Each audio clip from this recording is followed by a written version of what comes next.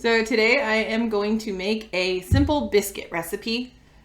We are starting with 2 cups of AP flour, 1 teaspoon of salt, 1 teaspoon of sugar, and 2 teaspoons of baking powder. And that's all in here in this bowl, sifted. Make sure that you're sifting your dry ingredients, especially the baking powder, because if you do not sift, you're gonna get this weird acidic feeling on your teeth after eating a biscuit, and you don't want that. That's how you can tell when somebody has not sifted their baking powder properly and you're getting little chunks in your biscuit. You'll also see little marks inside of your biscuit, which just not appealing.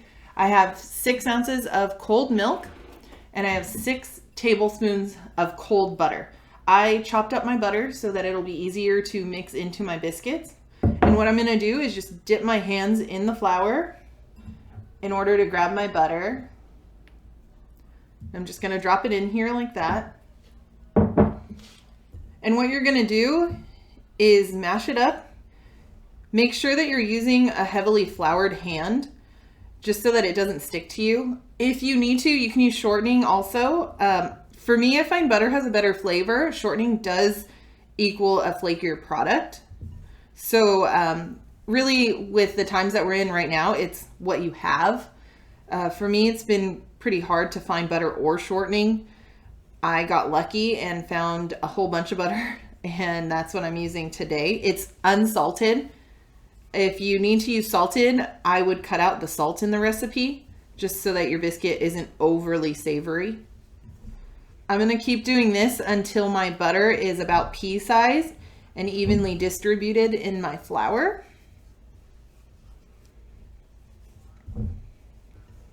You could also do this recipe in a Robot if you'd like. That's one of my favorite ways to do it. Unfortunately, at home, I don't have a Robot that is big enough for the recipe that I'm gonna do. You just would put unsifted all your dry ingredients, let it go for 2 or 3 seconds just to break it all up. Then you'll add your butter just like this and it'll break it up for you. Make sure that you do not over blend it if you're gonna do it in the Robot. And then you add your milk like normal. It's just a faster way of doing it, but there's something about making biscuits from scratch and making it like this that to me is like therapeutic.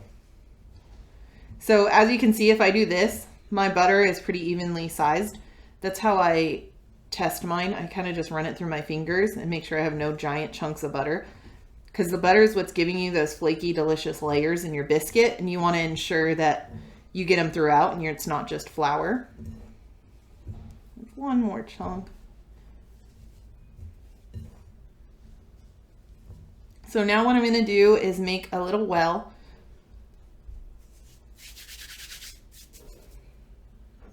We're going to pour our milk inside our bowl. Now I'm going to grab my spatula and just start to run it around, letting my flour mixture soak up all of that milk.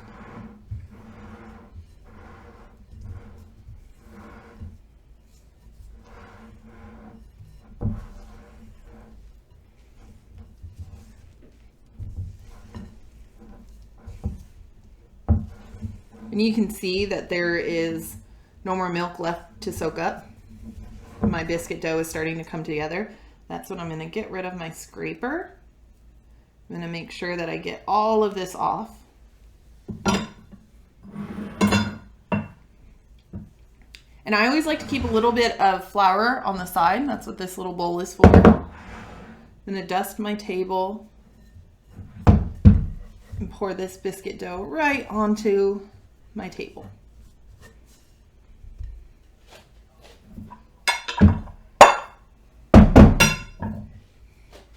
So now I'm just going to take my hands and fold my biscuit dough over a few times just until it comes together. You're not looking for this to become a bread dough. You want it to be flaky like this.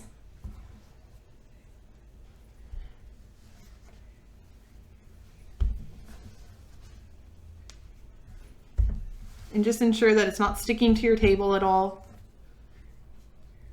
So notice I'm not kneading it, I'm literally folding it over and pushing straight down. And you can see that it's still pretty flaky. I'm trying to keep a general square shape. So I'm going to pick up my dough real quick, ensure that there's nothing stuck to the table. I'm going to dust a little bit more flour, lay my dough right there. Now I'm going to grab my rolling pin.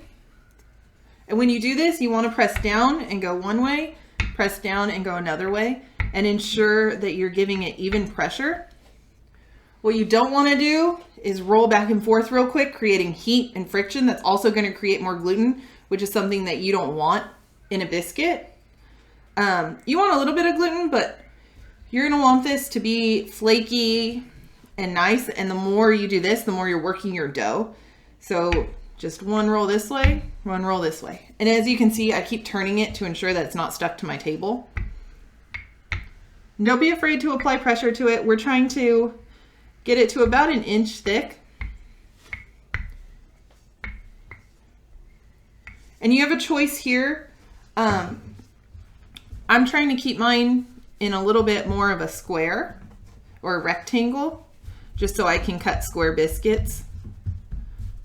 I like to do it that way just because it ensures that I'll use all of my dough.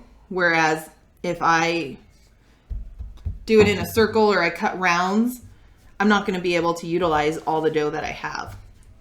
And I just kind of make sure that I'm shaping it just to get all of my dough even. So like I said, about an inch thick. Now you have a choice. You can cut this up and put it on your sheet pan touching. Biscuits don't grow wide, they grow tall. So if they're touching, they are going to bake a little bit together, but what's nice about it is you get those really soft insides. On the other hand, if you cut it and separate them, what you're going to get is more of a crunchy biscuit on the outside and those nice flaky layers on the inside. So it's all up to you what kind of biscuits you like. I'm going to do half and half just so that I can show you at the end what it looks like. So I'm just going to take my knife and gently cut my biscuits. Again, you can use a cookie cutter if you want to.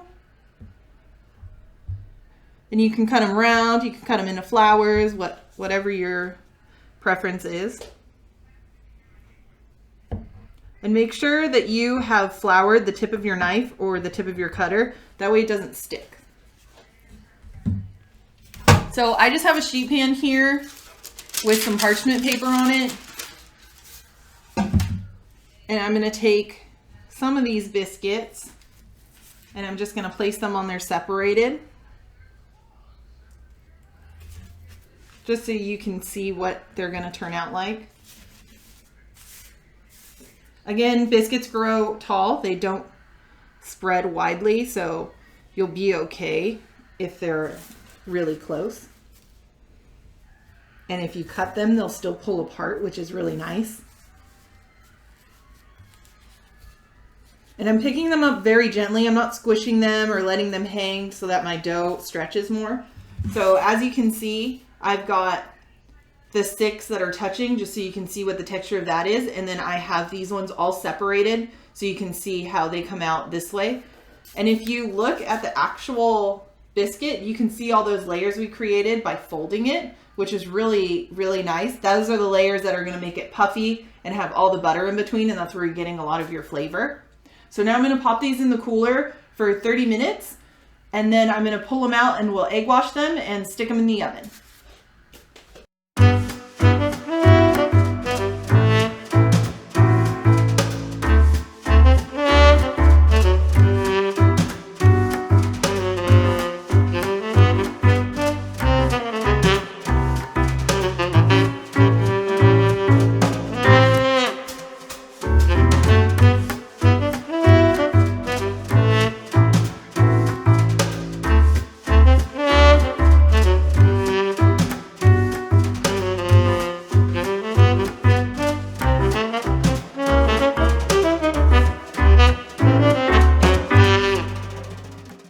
So my biscuits have come out of the oven. Before I put them in, I had them in the cooler for 30 minutes.